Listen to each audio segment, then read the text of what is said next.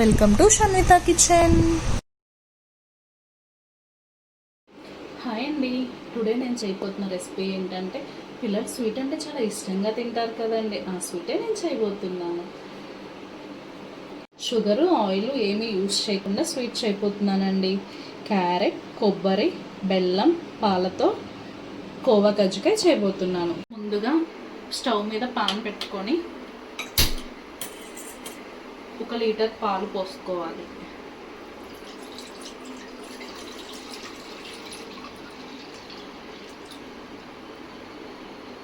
బాగా కాగేంత వరకు, కోవా రెడీ అయ్యేంత వరకు మరిగించుకోవాలి.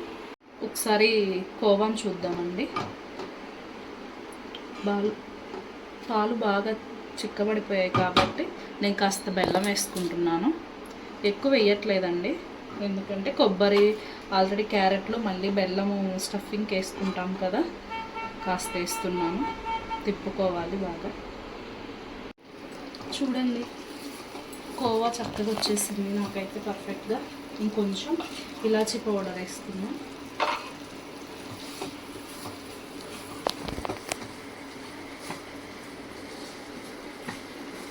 స్టవ్ ఆఫ్ చేసుకొని కొంచెం చల్లార్చుకున్నాం. నేను 1/2 కప్ క్యారెట్, 1/2 కప్ కొబ్బరి తీసుకున్నానండి. సేమ్ అంతే బెల్లం కూడా తీసుకుంటున్నాను. మీకు కావాలంటే ఇంకొంచెం ఎక్స్ట్రా బెల్లం కూడా తీసుకోవచ్చు. ఇందాక కోవాలో కూడా బెల్లం వేసాం కదండి, సరిపోతుంది నాకు తెలిసి. మీరు కావాలంటే ఇంకొంచెం వేసుకోండి. రెండు కలిపి మిక్సీ పట్టుకుందాం. స్టవ్ మీద ప్యాన్ పెట్టుకోవాలి. 1 స్పూన్ నెయ్యి వేసుకొని మిక్సీ పట్టుకున్న మిశ్రమాన్ని ఈ ప్యాన్లో వేసేసుకోవాలి.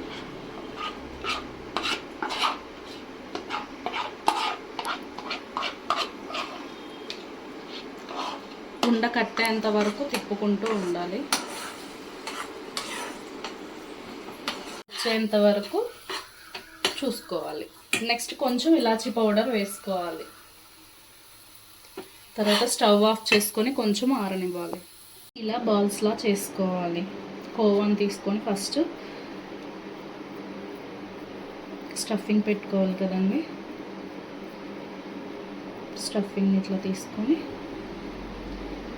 ఇలా క్లోజ్ చేసేసుకోవాలి స్టఫింగ్ బాల్స్.